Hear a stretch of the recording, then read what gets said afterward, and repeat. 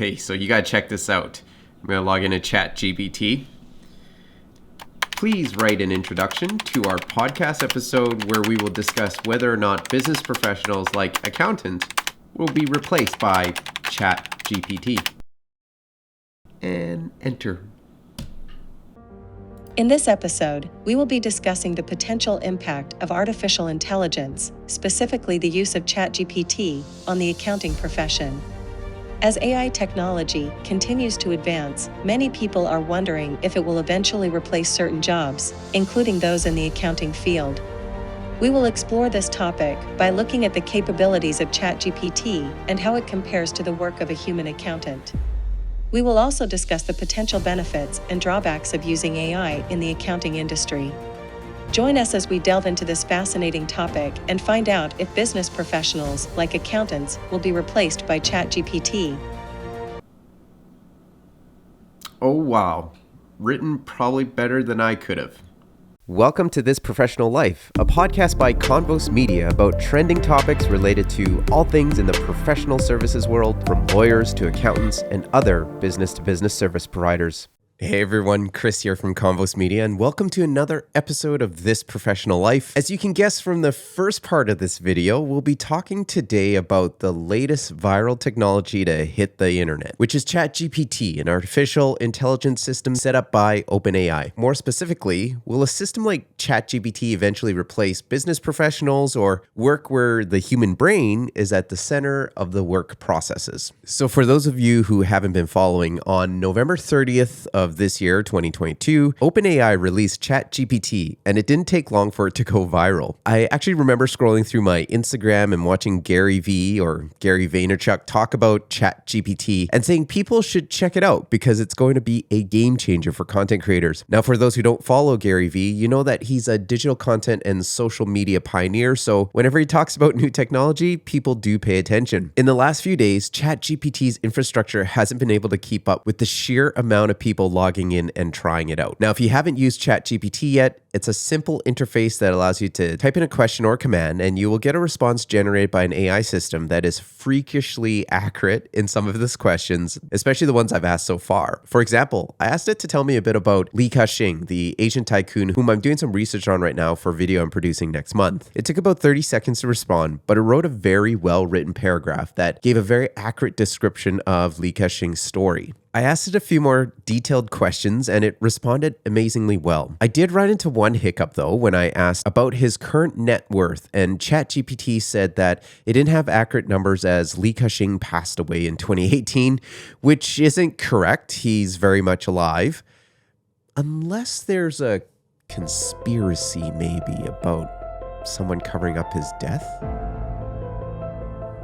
In any case, I started down this rabbit hole of ChatGPT and began asking it to do more complex tasks. For example, I asked it to put a few numbers and descriptions into CSV format as a way to replicate how an accountant or bookkeeper would input certain client transactions into an Excel document for import into an accounting system. It appeared to be able to accomplish this and created an easy result that I could just cut and paste into an Excel doc.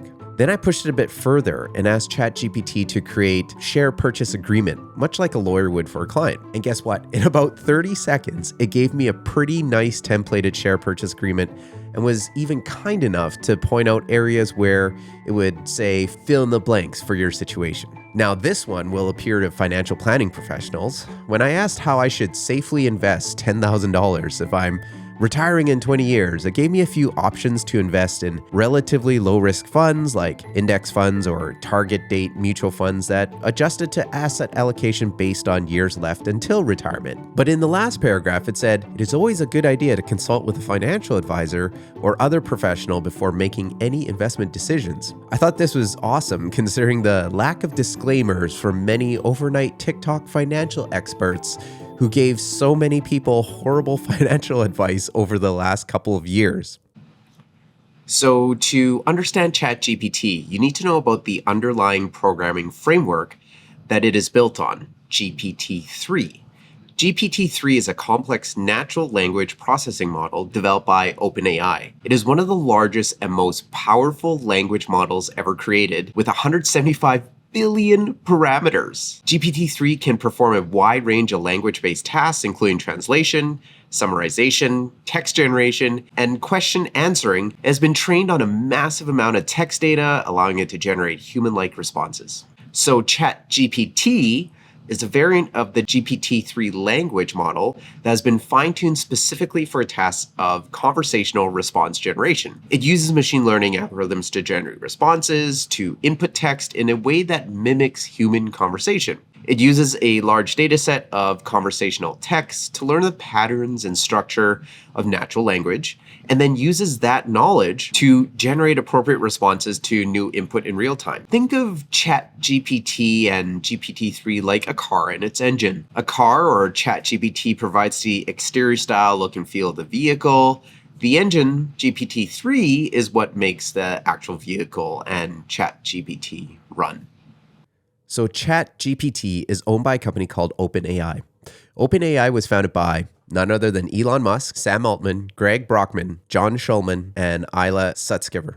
The company was created to advance and promote research in the field of artificial intelligence with a focus on ensuring that AI technology is developed and used in a way that is safe and beneficial for humanity. Now, what exactly does OpenAI do? Well, OpenAI is an artificial intelligence research laboratory consisting of the for-profit corporation OpenAI LP and its parent company, the non-profit OpenAI Inc. OpenAI conducts research in the field of artificial intelligence with the goal of promoting and developing friendly AI. I recall at one event back in probably around 2014 where Elon Musk mentioned some things that he was a bit worried about when it came to AI and the way that it was responding to things. So no surprise that him and a group of other Silicon Valley tech geniuses started OpenAI as maybe to combat some of the things that they were seeing potentially could go wrong with the development of AI at that time. Now, before we dive into the pros and cons of AI for professionals, I do want to say that some of the concerns from professionals currently from ChatGPT feel eerily similar to concerns that laborers voiced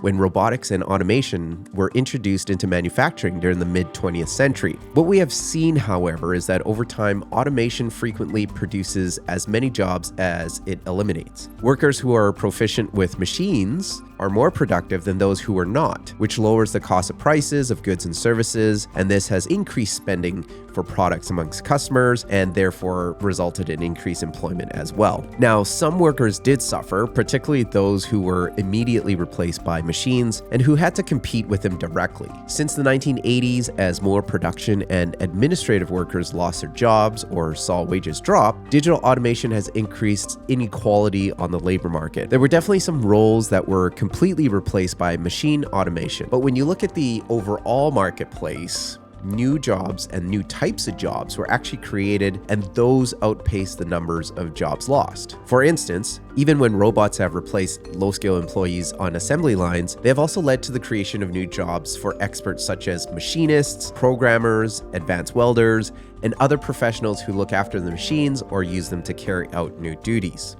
So just like laborers, one concern about AI replacing business professionals like accountants or lawyers, the potential loss of immediate jobs. As AI technology continues to improve, it may be able to automate many tasks that are currently performed by entry-level professionals, potentially leading to job loss for specific roles in the industry. Another concern is the potential for AI to make mistakes in its interpretation of client circumstances, or in the case of financial accountants, errors in calculations or audit analysis. While AI systems may be able to perform tasks quickly and efficiently, they may not always be able to provide the same level of accuracy and attention to detail as a human accountant could.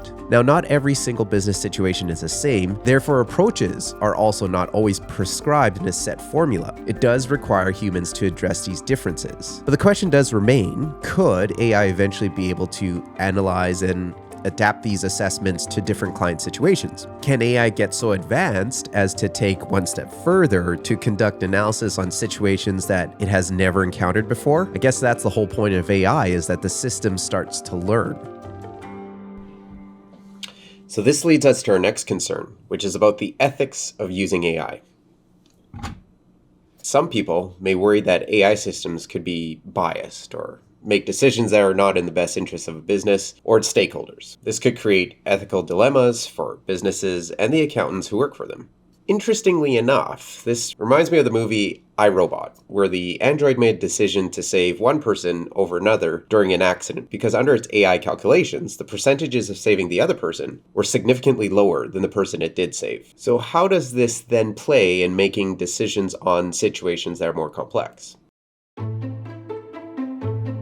Now, it isn't all dire for professionals. In fact, in our last podcast, when we chatted with Heather Barnhouse, the Denton's lawyer, we had talked about a client that was at a presentation who is in the machine learning and AI sector. And he said AI will not replace lawyers, but lawyers who don't use AI will be replaced. So with that said, here are several potential advantages for professionals to use AI to help build a practice. First, increase efficiency and productivity. AI systems can automate many of the tedious and time-consuming tasks that are currently performed by accountants, such as data entry and analysis. This can free up time for accountants to focus on more strategic and value-add activities to the client, such as providing financial advice and planning and consulting services. Now, for lawyers, it may expedite the tedious tasks of finding and reading through papers and pages of precedents when working on client matters or working on a case. A system like ChatGPT can help you get on the path quicker than humans manually searching through all those files. Improved accuracy and precision. AI systems are able to process large amounts of data quickly and accurately, reducing the potential for human error. This can help professionals like accountants produce more accurate and reliable financial reports and analysis, which can also be beneficial for the clients and businesses that they're serving. Enhanced decision-making. AI systems can provide professionals with access to real-time data and analytics, which can really help them make more informed and data-driven decisions. This can enable professionals to provide better financial guidance to their clients, support their clients in additional ways, which can help their business grow and succeed. Another example I can think of with lawyers is that this can help you provide better guidance on various aspects of a transaction that you might be helping your clients with.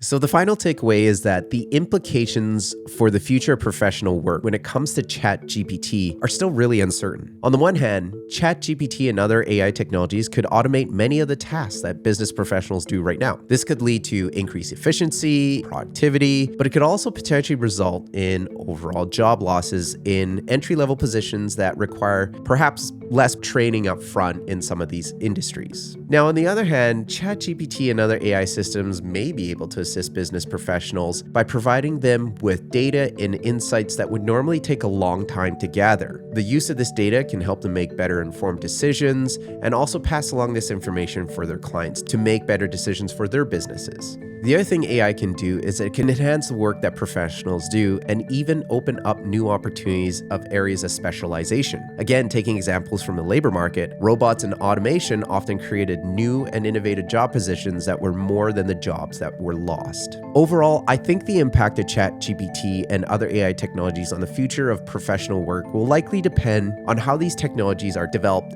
and adopted, as well as on the willingness of businesses and the professionals themselves to adapt and embrace these new tools and create new opportunities with them.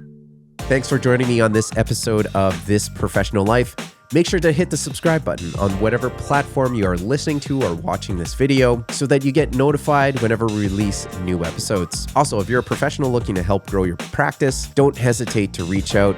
I'd love to have a chat with you about how digital content can amplify your business development efforts. With that, take care. Catch you in the next episode.